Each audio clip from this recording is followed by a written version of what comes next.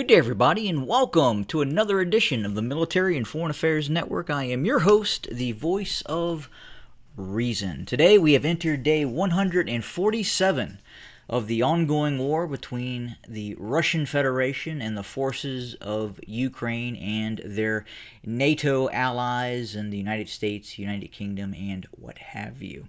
And the reason I say that is obviously we don't see officially United States forces, United Kingdom forces, NATO forces taking active participation in the conflict in terms of official boots on the ground. But we do see a wide range of support in the ongoing conflict in terms of both and most importantly the intelligence aspect, and then obviously the weapon systems that have been delivered. So I was reading an article recently, and it had stipulated that obviously Russia was looking to possibly annex areas that it has taken control of, mainly obviously Luhansk, Donetsk, Zaporizhia, Kherson, and possible other areas as of well.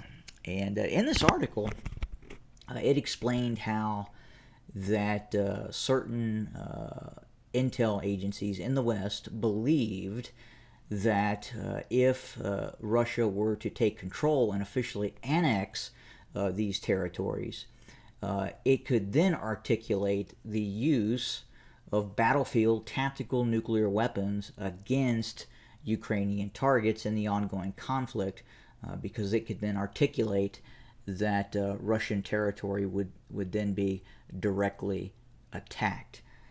So I don't believe that the annexing of territory in an official manner would be a prerequisite for such a tactical nuclear weapons launch. I mean, obviously, the Ukrainians have already attacked targets inside of the Russian Federation proper, meaning targets such as Belgorod and areas further in the north as well. So I don't hold a lot of credence to that article in terms of the why behind the possible release of nuclear weapons at this stage.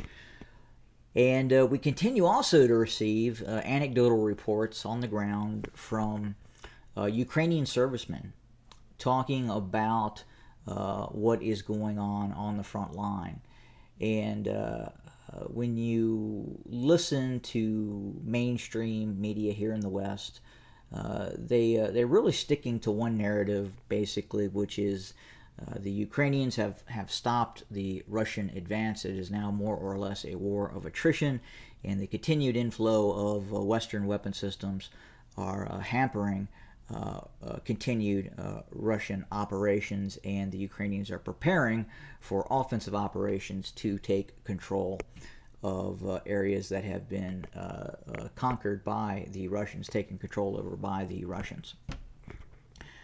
Now, there's a problem with that if you take that narrative and then you look at the information that is coming out of some of these direct, again, anecdotal reports, these discussions between media, reporters, and the average Ukrainian soldier on the ground. And that could be a lieutenant who leads a platoon of Ukrainian service personnel, or a non-commissioned officer, or a frontline private. They, right now, especially in the east, in the area that where we're seeing some of the most heaviest fighting, such as near Sloviansk, Kramatorsk, the area near Seversk, Bakhmut, we're really kind of hearing the same thing, and that is the Ukrainian soldiers, feel like they are being hunted and destroyed. And what you're seeing is the Ukrainians that are manning these frontline positions are being perpetually attacked by Russian heavy artillery day in and day out, night and day, be it by drones or Spetsnaz operators guiding in artillery attacks against Ukrainian forces. Many of these Ukrainian frontline units are saying that upwards to 40% of their entire units have been killed in action in the ongoing conflict. The line between a territorial brigade, a territorial defense volunteer, and an active duty ground force operator of the Ukrainian military is kind of getting blurred now, because they're having to use a lot of these territorial defense forces in frontline activity. And many of these folks have not been in combat before. So going from maybe a middle school teacher or a grade school teacher to the front line of this war can be a eye-opening experience, especially if you have limited training and you just aren't experienced in the type of warfare that is being conducted right now. And a lot of what we're seeing is not, ironically, a war of maneuver. It is a war of destruction based on the use of the principles of long-range heavier artillery and multiple launch rocket systems. And that is then linked into the what you would define as the modern era of war, with the use of drones and other intelligence assets that identify the locale of a specific Ukrainian combat unit, and then all hell is rained down upon those units. But generally speaking, we're hearing kind of the same thing throughout, especially the front lines in the far east of the Dnieper River. Is that many of these units are just are being hit with just massive amounts of heavy artillery, and are sustaining huge amounts of losses in this ongoing conflict. And at the same time, you have the obvious use of the deep battle doctrine of Russian forces, which are going after the not the entire piece of the command and control element of the Ukrainian military apparatus. Obviously, for whatever reason, and again, we don't know those reasons, that the Russians have not hit certain targets in downtown Kiev. It's kind of a mystery to MFAN at this point, and we really don't understand the why behind the way the Russians have held back, especially going after some senior command and control sites in Kiev. But maybe we'll find out, or we could end up seeing those targets being hit. Just unsure at this point. I've laid out some hypothesis that could the reason why we could see some restraint by Russian forces, but again, it's a big unknown, and we continue to see, outside of sensitive targets in Kiev, we continue to see the Russians hit targets throughout Ukraine. We've seen some of the, at least in terms of video evidence, some of the use of Russian more advanced TV-guided weapon systems going after bridges and other infrastructure targets in western Ukraine. We continue to hear that the Russian forces don't have, or have a limited precision strike capacity, but obviously in that video, and you yourself can find it yourself if you do a brief search, you can clearly see they do have the ability to conduct pinpoint strikes against Ukrainian targets, and we're continuing to see that in the ongoing conflict.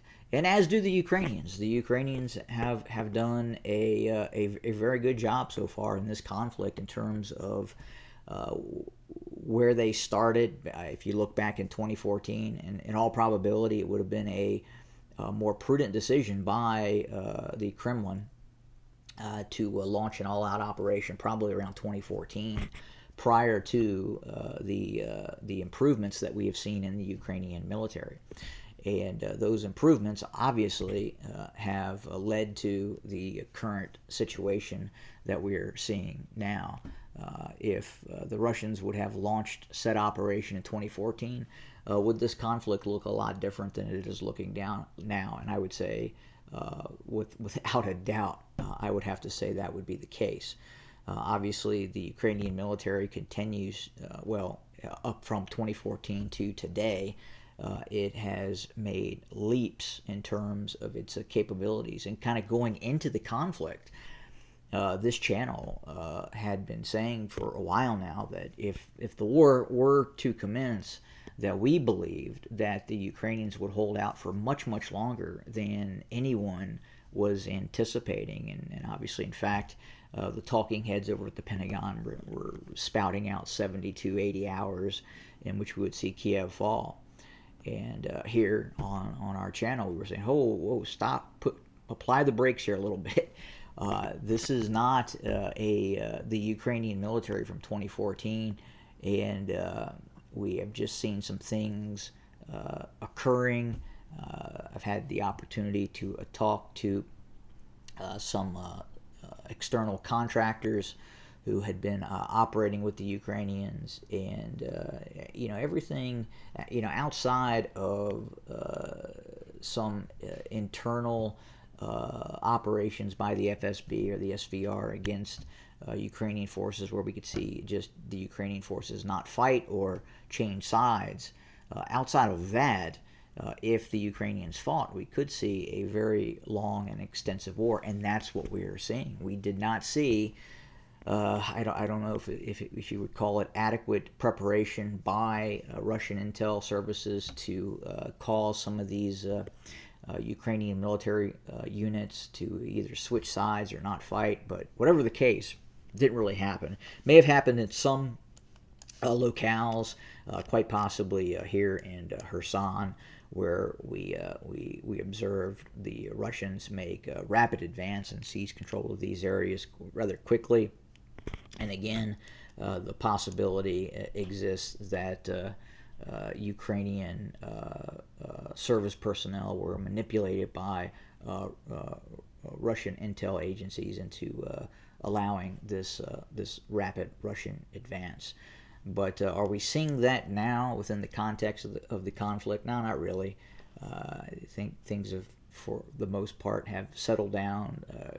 The Ukrainians are now vigorously going after any and all supporters of the of Russia inside of Ukraine proper, and many of these Russian supporters that may have lived in Ukraine have either gone dark or silent or have fled to the Russian areas of the country or Russia proper itself. But again, not a lot of movement on the ground outside. I don't want to say not a lot of movement, but the Russian preparation for an eventual mass maneuver operation is being set up. Just I had talked about some of these anecdotal reports where that at least Ukrainian service members feel that they are being quite literally hunted and destroyed by this Russian artillery capability that the Ukrainians had at the start of the conflict, but because of the progression of the conflict and the way the Russians have gone after the supply networks and supply nodes and supply depots, the ability for the Ukrainians to conduct counter operations, counter battery operations against Russian targets is starting to become more and more limited. We continue to hear reports where the Ukrainian army, ground forces, National Guard, what have you, that is operating on the Eastern Front simply has run out of ammunition and doesn't have the ability to respond to some of these Russian calls for fire that are continuing to occur. Now, obviously, they may have the ability, they may have still a plethora of anti-tank guided weapon systems that they could use against Russian forces if we see the Russian military start to maneuver again. But at the same time, even those stockpiles are starting to become reduced by the continued Russian both air and ground campaign when it comes to the use of heavy artillery. We also saw what is reported to be a Russian, either a Su-35 or 27 or 30, that was shot down over Kherson Oblast. Again, the Ukrainians continue to have the ability to target Russian aircraft with both long-range and medium-range surface-to-air missiles, and obviously short-range surface-to-air missiles as well. This was initially reported as a dogfight between a Russian aircraft and a Ukrainian aircraft. While I guess it's possible, the more likely result was simply a Ukrainian air defense missile that had been launched at the Russian aircraft, and the Russian aircraft was simply trying to evade the Ukrainian air defense missile. I don't believe at this point the Ukrainians have the ability to launch multiple MiG-29s or Su-27s in a air superiority type of role, in an air-to-air role against Russian aircraft. Just like the Russian aircraft fall prey to Ukrainian ground-based air defense systems, the same is going for Ukrainian aircraft. And as these Ukrainian aircraft were to fly higher, obviously they'd be picked up by Russian air defense systems and then shot down with some of these long-range air defense systems. So in terms of aircraft being used by the Ukrainian military, what we're really seeing for the most part is very low-flying aircraft flying nap-of-the-earth operations against Russian targets, and to a certain extent we also see the Russians doing the same. And I think where you see the TV-guided missile attack on the Ukrainian bridge that has been recently released by the Kremlin, you can see that this missile was launched at very low altitude. If you look at usually, let's say, an American strike against a target, an ISIS target or some other target, normally speaking, you see that aircraft flying very high, and you also see the targeting pod obviously is at altitude and looking down upon the target. You don't really see that, or have not seen that to a greater extent in this conflict, because of the use of these long-range air defense systems that are being used. But that pretty much does it for today. Obviously, we will continue to report and bring you more content as we continue to watch the ongoing war. Again, thanks for joining us today, and please hit the subscribe button and/or feel free to comment in the comment section. Let's have a discussion. Again, have a great day.